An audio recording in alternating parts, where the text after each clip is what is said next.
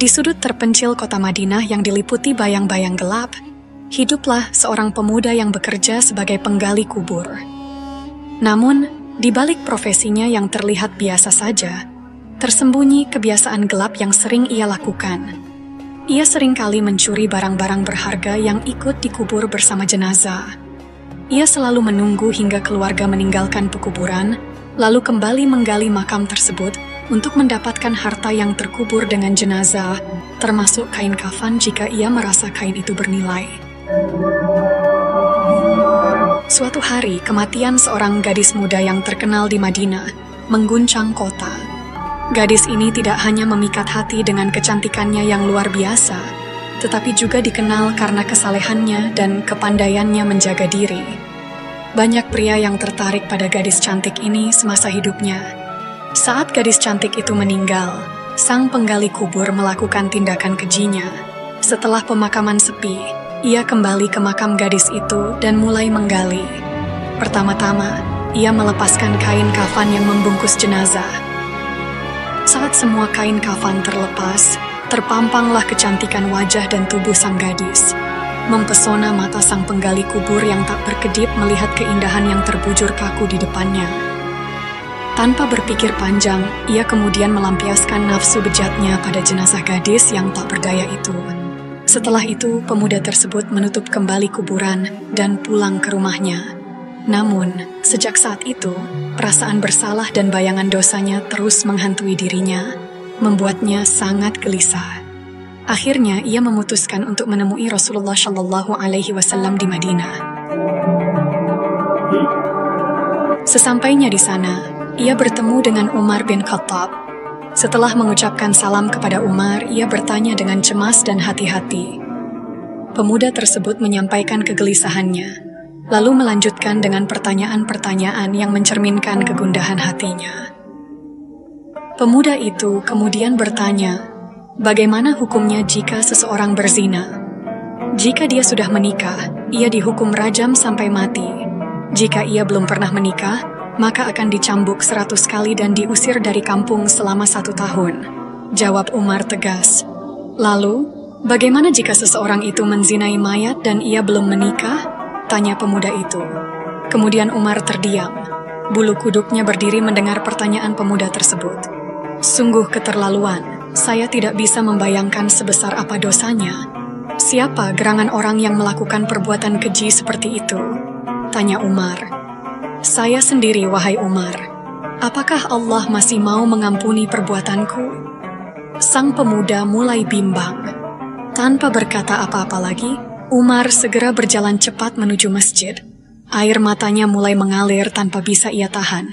Rasulullah Shallallahu Alaihi Wasallam yang berada di dalam masjid melihat Umar yang tiba-tiba menangis dan bertanya kepadanya apa yang terjadi.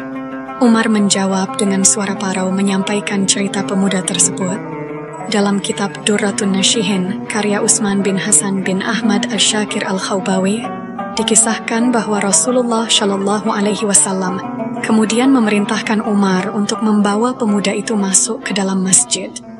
Ketika pemuda tersebut masuk, ia langsung menangis, tersedu-sedu di hadapan Rasulullah Shallallahu Alaihi Wasallam.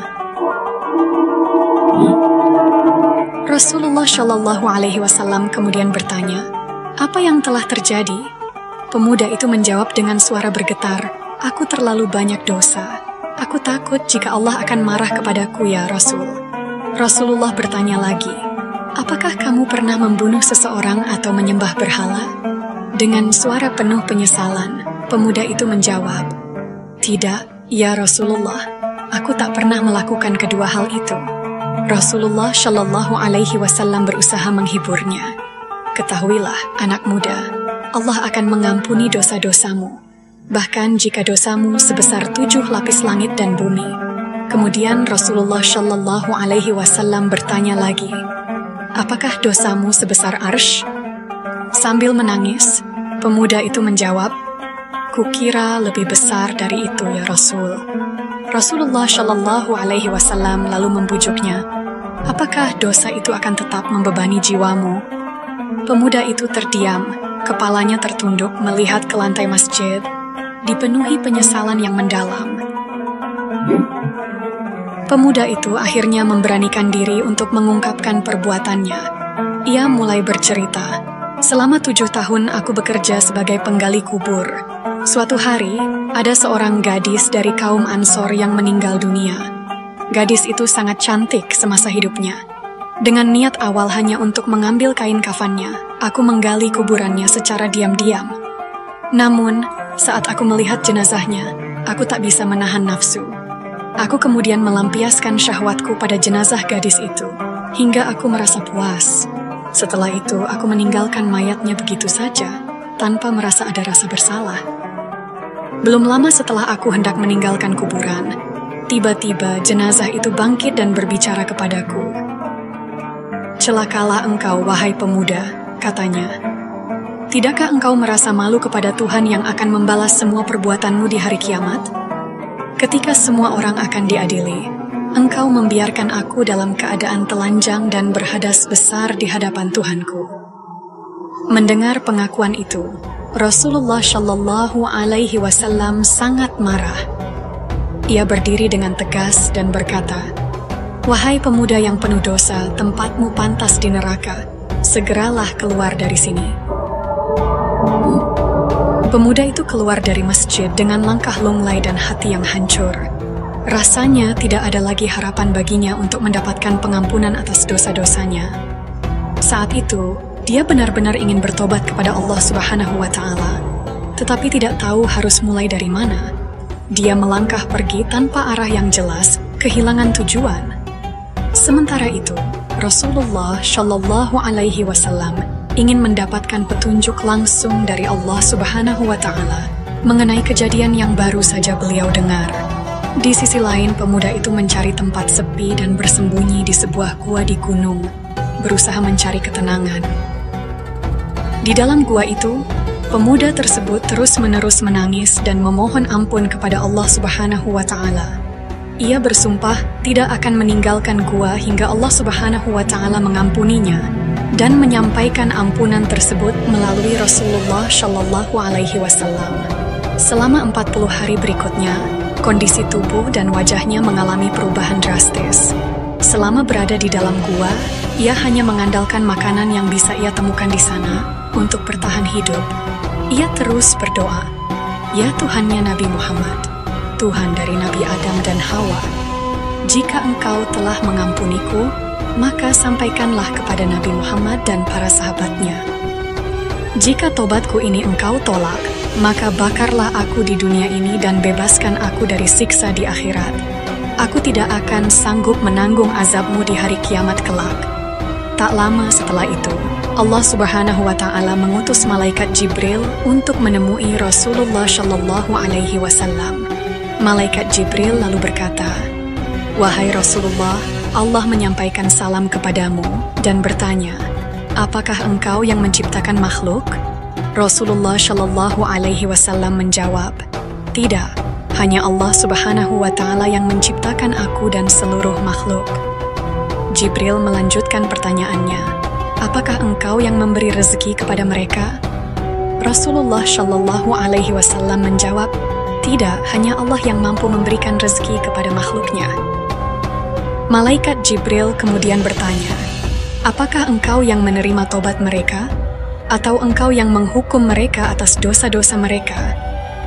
Rasulullah Shallallahu Alaihi Wasallam menjawab, "Hanya Allah yang Maha Suci dan Maha Pengampun." Jibril melanjutkan, "Wahai Rasulullah, Allah berfirman, 'Maafkanlah hambaku, karena Allah telah mengampuninya.'" Lalu turunlah Quran Surat Ali Imran, ayat ke-135. Demikian juga, orang-orang yang apabila mengerjakan perbuatan keji atau menzalimi diri sendiri, mereka mengingat Allah lalu memohon ampunan atas dosa-dosanya. Siapa lagi yang dapat mengampuni dosa-dosa selain Allah? Mereka pun tidak meneruskan apa yang mereka kerjakan, sedangkan mereka mengetahuinya. Kemudian Rasulullah Shallallahu Alaihi Wasallam memanggil pemuda itu dan memberitahunya bahwa Allah Subhanahu wa Ta'ala telah mengampuni dosanya dan menerima tobatnya. Tak lama kemudian, pemuda tersebut meninggal dunia. pemuda itu meninggal dunia dalam keadaan penuh rahmat dan pengampunan dari Allah. Kabar tentang kematiannya menyebar ke seluruh kota Madinah, dan orang-orang mulai menyadari betapa luasnya pengampunan Allah. Kisah pemuda tersebut menjadi pelajaran penting bagi banyak orang tentang betapa besar dan tak terbatasnya kasih sayang Allah.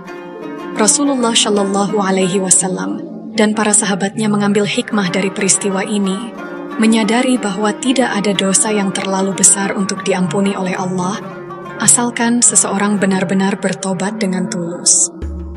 Semoga kisah ini memberikan manfaat bagi kita semua. Sampai jumpa di kisah-kisah seru dan penuh makna berikutnya. Wassalamualaikum warahmatullahi wabarakatuh.